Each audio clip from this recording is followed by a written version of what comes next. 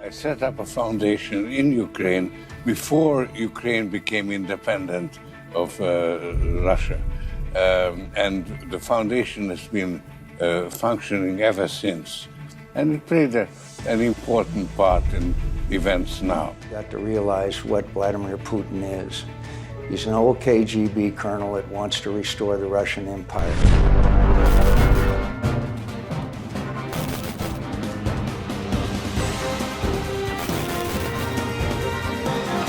Good evening, ladies and gentlemen. I am Michael Matt, and this is the Remnant Underground. Now, they say that truth is the first casualty of war. But in the case of Ukraine, this is getting positively ridiculous. Let's see.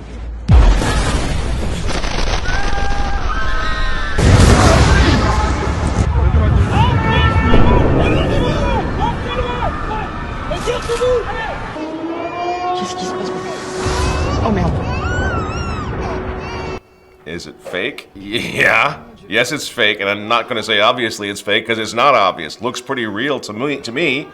But it's being this clip is being disseminated by President Zelensky's government as part of the push to establish a no-fly zone over Ukraine, under the claim that this could happen to you, so stand with Ukraine now. Now this is unbelievable. Thankfully, it's backfiring, with critics arguing that there's way too much real fake news out there for us to start using fake news on purpose or something like that. It's ridiculous, in other words. But it brings up the $64,000 question. How much of this is fake? I really can't believe that Zelensky has done this. I can't believe it. I mean, right? I don't know if it was smart. Not a smart move, because a lot of people were saying, oh man, he's running around with that helmet, he's doing all that stuff. Well, that took place 2 years ago. That's not even true. They're using all sorts of... And then he comes out and actually produces a bit of fake footage. Hey, look, we do fake really well. We do fake very well. Not sure what he was thinking there, but again, it's backfiring. I'm glad, because these days, as we all found out over the past couple of years of massive media disinformation, holy cow! I mean, if you're not watching TV, like they say, you're uninformed. But if you are watching TV, chances are you're misinformed, and I think that's absolutely where we're at right now. And this war is being actively promoted by media, by fake news, by clips that are suspicious, like we just saw, and by some of the most dishonest and quite frankly ridiculous politicians in the history of the world. There is a school of thought that thinks the anti-aircraft missiles and the rest are a very important way. Myself, when I see those tanks, that 40 miles of tanks, I'd like to take out those tanks. This is nerve-wracking for me. Who is running this show? Now you throw 2 years of mass psychosis into that dumpster fire, into that mix? Friends, we are sitting on a time bomb right now. The social transformation that unfolds under totalitarianism is built upon and sustained by delusions. For only deluded men and women regress to the childlike status of obedient and submissive subjects, and hand over complete control of their lives to politicians and bureaucrats. Now they're telling us that we need to go to war. Again, we need to go to war to save democracy. But let's not forget what's happened to us over the past couple of years. We are beaten down, we're exhausted, we're afraid for our children who've been taken out of school. Everything has been disrupted. Everything is chaotic. It's like menticide, torture, nerve jamming that's gone on. Media driven for the most part. And now, what's happening? Now we are suddenly united against a common enemy, right? That's what they're doing. Do you feel that? It feels so good. CNN and Fox, they're on the same page. It's all so beautiful. And guess what? Guess what? God is back. It's okay to pray. Pray for the people in Ukraine. They're telling us, holy cow, God is even back. Isn't it wonderful? And you know what else? Why we need to pray to God? Because women and children are dying in Ukraine. What is this, 1912? What is this, the Titanic? I thought women were just as tough as men. They've been telling us that for 40 years. They're pulling out all the stops right now to get us into this war fever.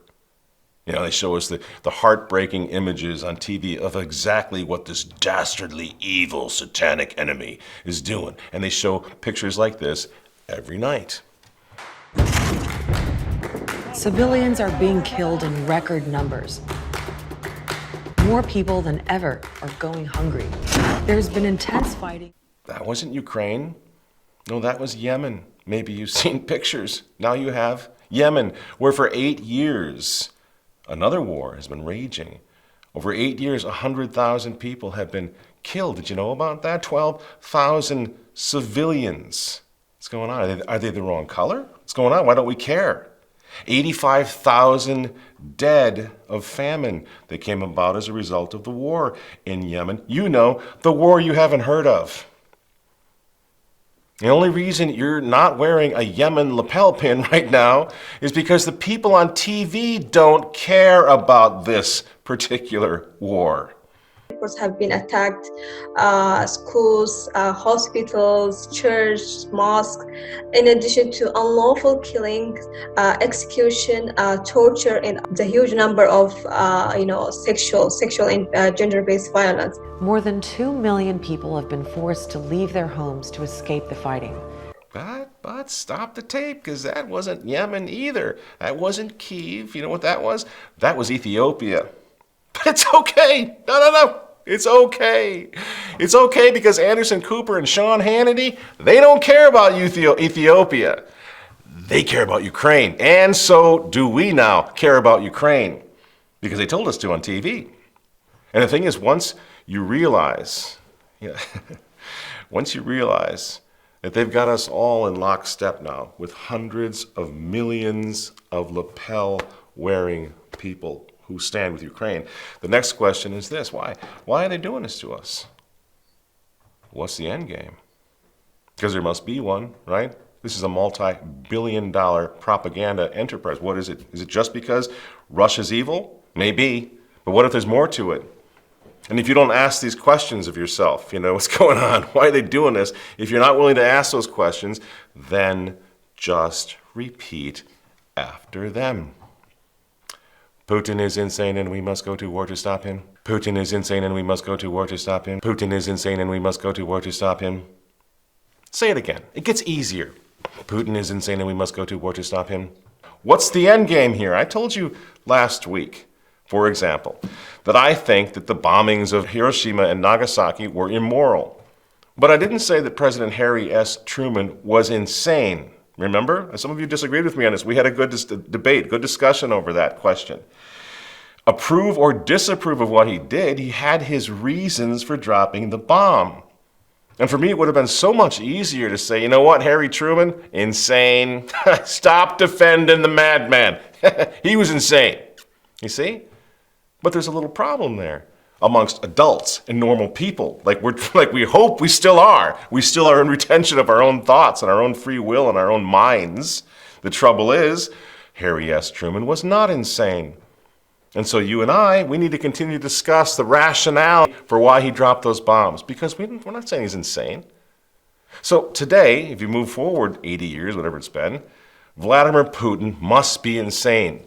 Why? Because there's no need to discuss the rationale for war that's laid out by a madman. He's nuts. So just accept that and stop asking questions. When you hear that, your red flags must go off. And you need to stand up and listen.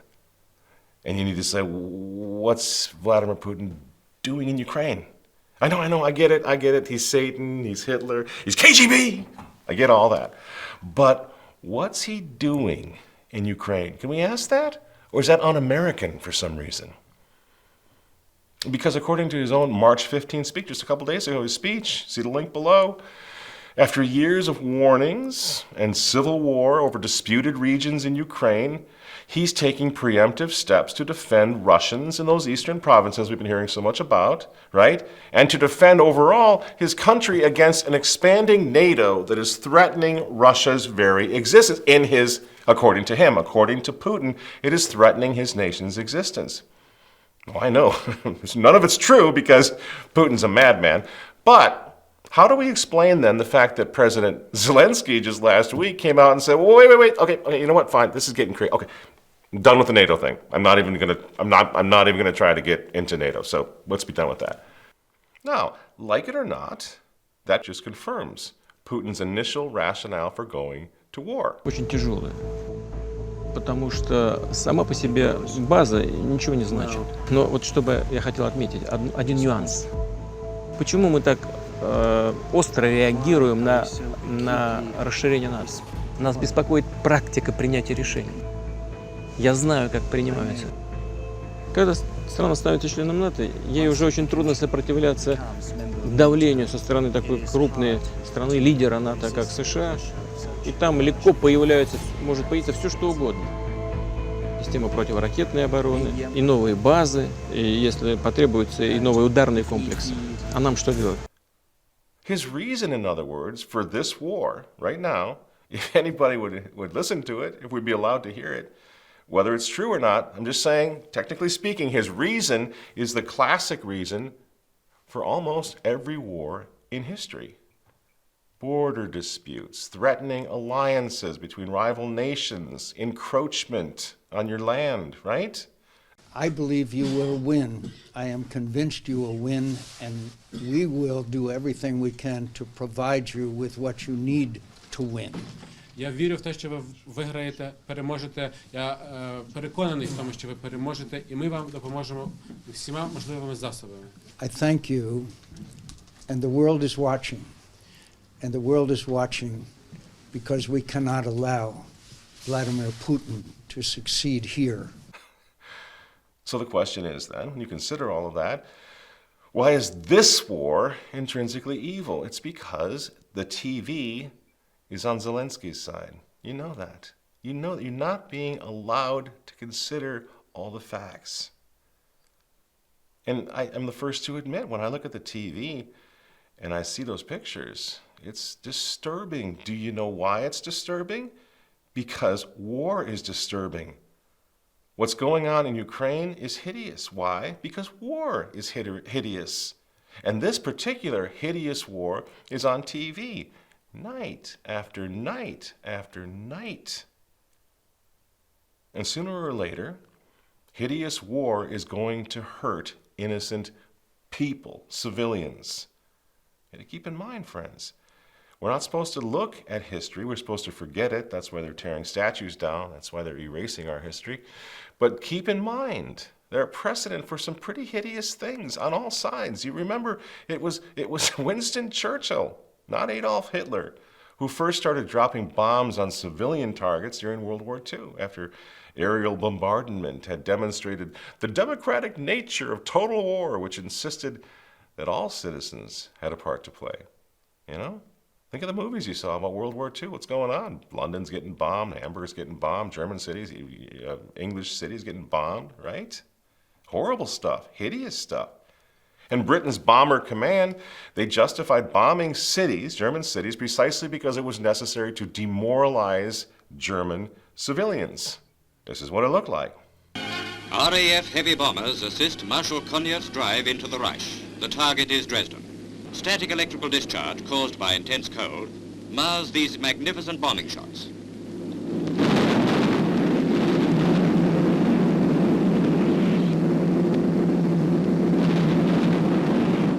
After these attacks, the German overseas news agency said, "This city, hitherto almost untouched, has been carpeted by heavy and super heavy high explosives and incendiaries. Dresden is a heap of ruins. It has been smashed to atoms." Again, I'm not making a moral judgment. I'm just saying, open your eyes to the whole story here. 25,000 civilians died, were killed in Dresden. 37,000 women and children in Hamburg, Germany. Their homes, their apartment buildings, their entire buildings destroyed by incendiary devices, bombs never before seen in human history. And what you must realize is that the reason Winston Churchill was not condemned as a madman was because nobody had a TV, friends. Nobody saw the dead babies in Hamburg or in Dresden. Nobody saw it. And all the people heard was that this war was a noble war against evil. And by the way, that's exactly what the Russian people are being told right now. Такого единения у нас давно не было.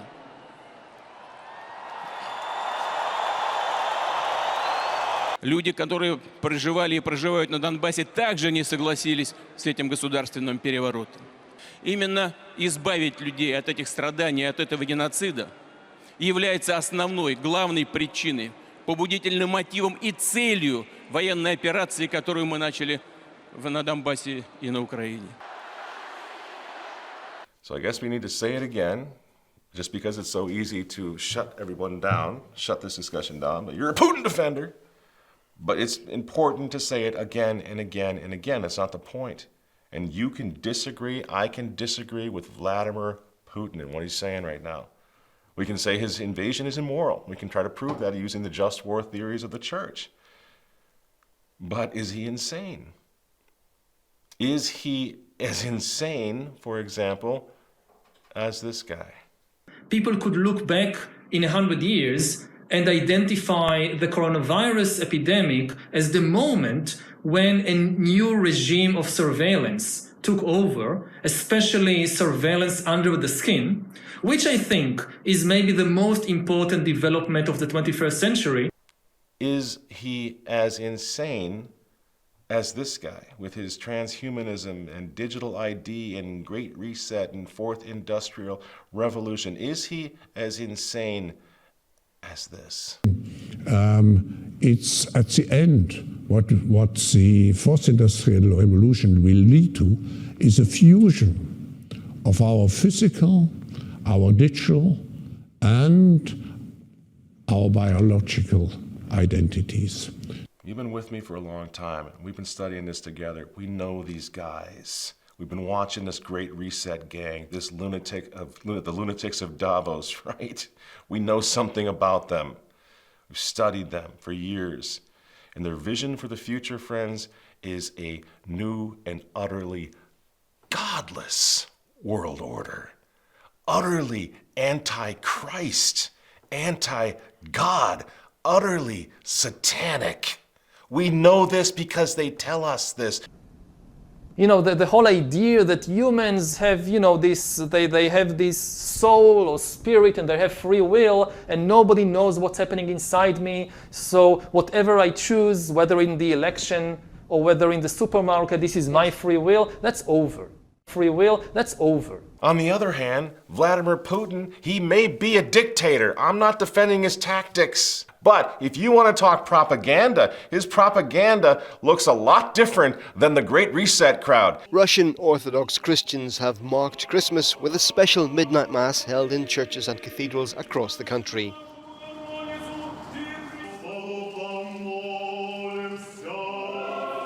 President Vladimir Putin attended a service in St. Petersburg's Transfiguration Cathedral, where his mother had him baptized in secrecy during Soviet times. Some of you are saying, well, it's propaganda. It's a closet Soviet thug, of course. Hannity knows all about that. He talks about it every night. He's a thug, this guy. Come on, don't fall for it. But if that's the case, somebody help me out.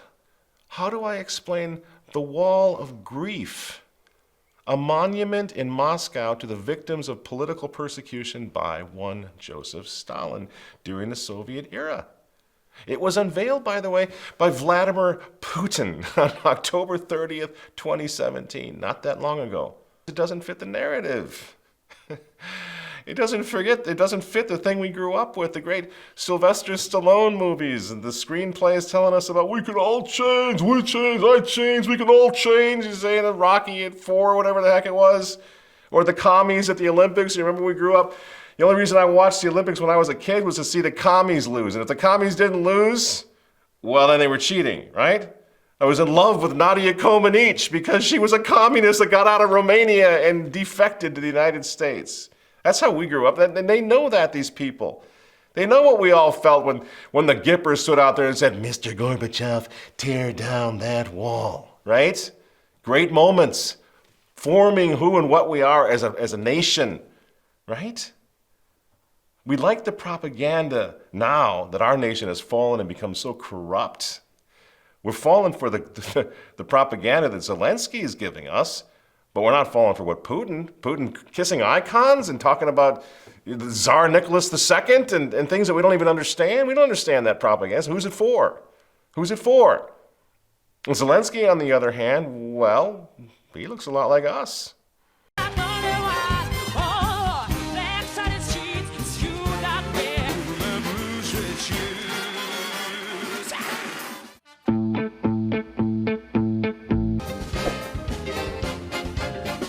Anyway, he won his country's version of Dancing with the Stars. Yep, that actually is him dancing there. And here he is again, by the way, in even higher heels. You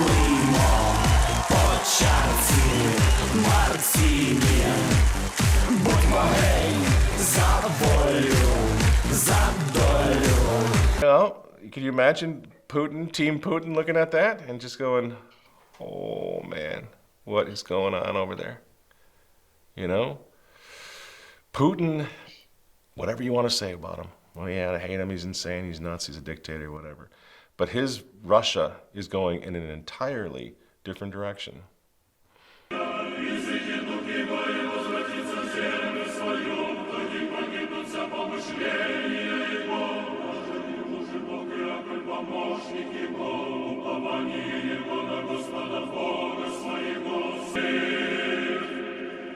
So that's what they're doing over there. That's what the evil ones are doing. Here's what the virtuous angels are doing on our side of the aisle.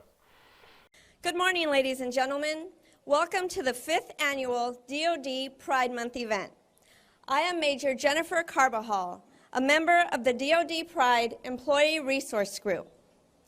DoD Pride is comprised of lesbian, gay, bisexual, and transgender civilians, military members, contractors, and allies of the LGBT community. June is Lesbian, Gay, Bisexual, and Transgender Pride Month. Pride. You know, that's exactly what I'm filled with as I reflect on the importance of this month. Now, friends, what they're saying is that he's an intolerant dictator, that he's a freak, that he's KGB, that he's shutting everything down, okay? But many of the folks who are saying this about Putin, that he's a ruthless dictator, they may be saying it because he made gay pride parades illegal in Russia, right? That's entirely possible. We need to find out, don't we? Because he did make gay pride parades illegal in Russia. They have had laws changing where abortion is concerned. It's not perfect yet, but it's going in the opposite direction of us. Biden's promised to make abortion the law of the land in this country while Putin's pulling it back, right? I know, part of it's because of a population issue, but whatever. It's a better direction they're going over there.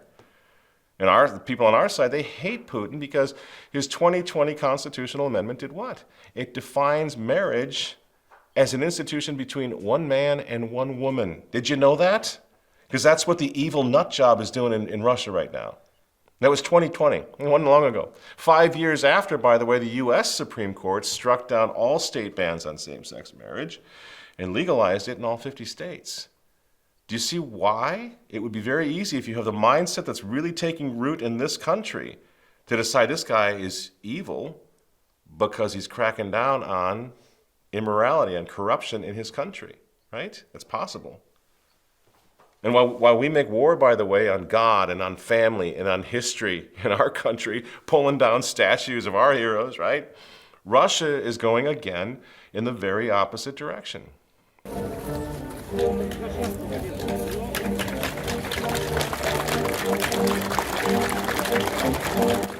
How does this make any sense? Who was Tsar Nicholas? Do you know? He was, in fact, the last Christian king of Russia, Tsar of Russia. And he was murdered by, you guessed it, the atheistic communist Bolsheviks who hated Christ too. So they killed him. On July 17, 1918, Nicholas Romanov and his family were awoken from bed shortly after midnight. They were told that counter-revolutionary troops were approaching and that the family had to move into the basement for their own safety. The Romanovs and 4 loyal servants obliged. Once the family was in, the basement room was sealed, and Yakov Yurovsky, their chief executioner, informed them they would be executed. Nicholas could only respond with one word: "Что?" Yurovsky and his men opened fire on the family, killing Nicholas and Alexandra. But some, including the children, survived the initial attack. The jewels lining their clothing had acted as armor. The Bolsheviks finished them off with bayonets and gunshots to the head.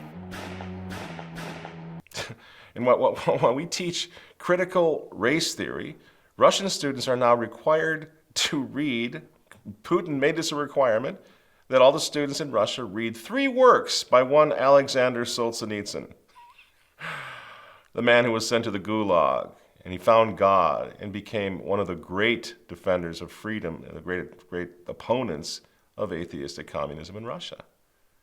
Now, Putin praised this man, Alexander Solzhenitsyn, as what he calls a true and real patriot. And he did this during the unveiling of a statue honoring Alexander Solzhenitsyn in central Moscow in 2018. 11 декабря исполняется 100 лет со дня рождения Александра Александровича. Для нас эта дата не только день памяти и уважения, но прежде всего повод вновь обратить свое внимание к его литературному, общественному и философскому наследию, которое вплетено в саму ткань XX века и продолжает оставаться современным и для нас, для России, да и для всего мира. Хорошо помню все наши встречи с Александром Александровичем, и его мудрость, взвешенность, глубокое понимание истории. Его сердце, душа, раздумья были наполнены одновременно и болью за Отечество, и безграничной любовью к нему. Эти чувства двигали все его творчество. Он четко разделял подлинную, настоящую, народную Россию и особенности тоталитарной системы, которая принесла страдания и тяжелые испытания для миллионов людей. Like I say, Solzhenitsyn in 1974, he's run out, expelled from Russia for speaking out against the Soviet Union, right? In 2018, along comes this guy, Putin, who honors Solzhenitsyn for exposing what he calls a totalitarian system that brought suffering and great hardship to millions of people. You gotta help me out here, friends. Why is the ex-KGB guy honoring Solzhenitsyn, one of the most outspoken Russian critics of KGB in the history of the USSR? Ooh, that's going deep with your propaganda, man. That is going deep. Like I said, I don't accept any of this. This is all a lie. You're just buying into this. Matt, you're an idiot. You're buying all this propaganda. KGB, the Kremlin, is the most powerful propaganda machine in the world. Okay, fine. I agree. They do have considerable propaganda chops. Okay, fine. But see, I'm just throwing it out here. I'm not an apologist for Putin. I'm just doing what nobody else seems to want to do. I just want to look at both sides here before I go blow my country up. Can I do that? Is that okay? I'm just throwing it out there that maybe we're being lied to. You know, being lied to by the follow the science crowd. That it might be happening again here. Putin might very well be a ruthless dictator, but he's not down with this New World Order thing, the thing that I'm most terrified of as a father of 7 children. The New World Order scares me than whatever Vladimir Putin's got planned, right? And because they're crushing his country and crushing him and doing permanent damage to Russia, I think the argument that he's just playing a game because he's trying to make the New World Order happen with Klaus Schwab and George Soros is, quite frankly, ridiculous. Vladimir Putin came out and very coherently said that something is going on in Ukraine. You and I have got to look at that and find out if it's true. According to the most powerful war hawks in Washington, D.C., something was indeed going on in Ukraine. I set up a foundation in Ukraine before Ukraine became independent of Russia. And the foundation has been functioning ever since. And it played an important part in events now. We will be back here on this square to celebrate with you a Ukraine that stands with Europe and stands with the United States. Well, members of Congress were visiting Ukraine during that period, most famously Congressman John McCain. So some of the people who were challenging their government, their elected government at that point, were being told by the senior U.S. official, a person who ran for president and a top official in the U.S. Congress, that the U.S. was with them.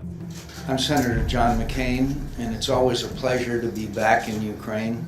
Senator McCain was, in a sense, giving the people in the Maidan a feeling that they had the backing of the most powerful country on earth. This is about the future you want for your country. This is about the future you deserve. Пришел к митингующим в Фергюсоне и раздавал там пряники или пирожки и обвинял полицейских Соединенных Штатов Америки. Я считаю, что это недопустимо ни в одной европейской стране. А почему к Украине было такое отношение? Who was your highest level contact with the U.S. government in this period? Я постоянно имел контакт с господином Байденом, вице-президентом.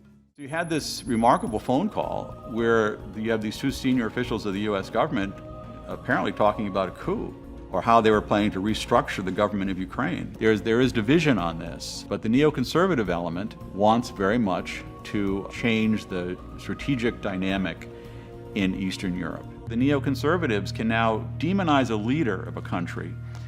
That sells with the American people. You got to realize what Vladimir Putin is. He's an old KGB colonel that wants to restore the Russian Empire. You make them into demons, and the American people find that the way they can understand the world. Once that happens, it's very difficult for journalists or anyone else to say, you know, hold it, that guy, he's got more of a gray hat than a white hat or a black hat.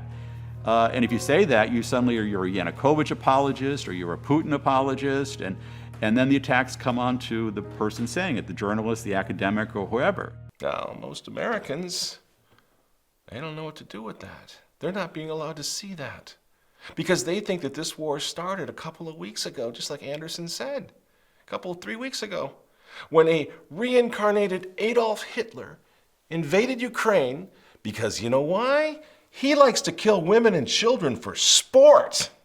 That's what he does. That's all the American people got. He just wants to kill kids. Fine. Okay. We'll let it go at that. But then I have another question for you. You remember these senators who got us all embroiled in the war in 2003, by the way, when we went searching for weapons of mass destruction, because at that time Saddam Hussein was the devil incarnated, reincarnated Adolf Hitler madman, right? It didn't lead to anything more than 20 years of war and a massive destabilization of this country. It gave us Barack Obama, arguably. It also gave us Joe Biden. The same clowns that were involved with that. The same neocons, the same war hawks. I got a question for you now.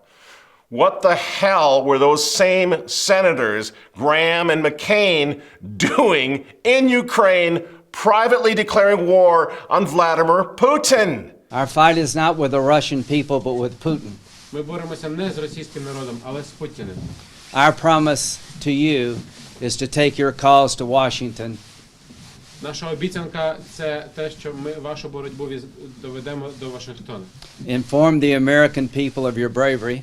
Проінформуємо американський народ про вашу відважність. And make the case against Putin to the world. Again, they were just trying to expand NATO and set up a U.S. base of operation in Ukraine? Is that all they were trying to do? Because that's what the madman says. And that's what he didn't like. That's what he's so upset about.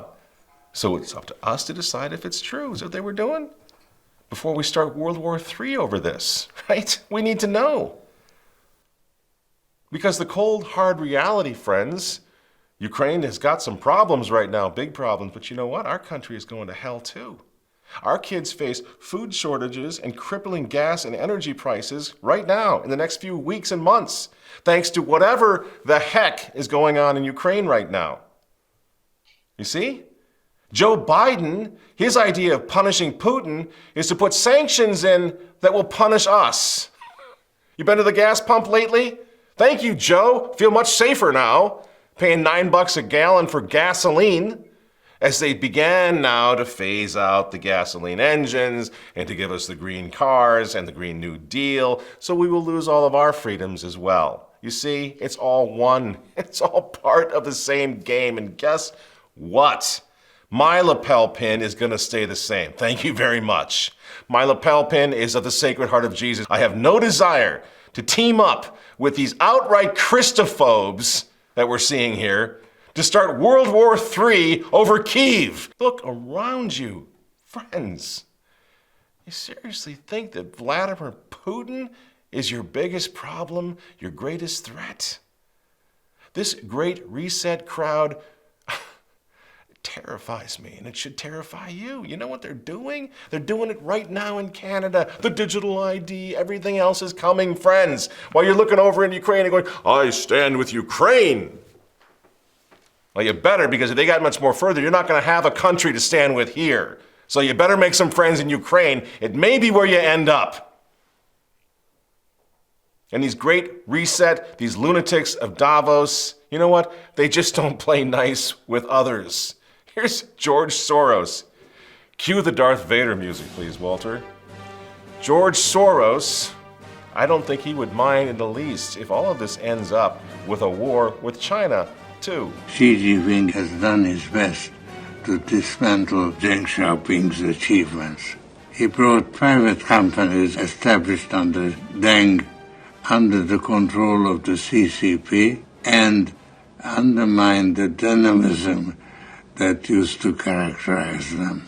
Rather than letting private enterprise blossom, Xi Jinping introduced his own China dream that can be summed up in 2 words: total control.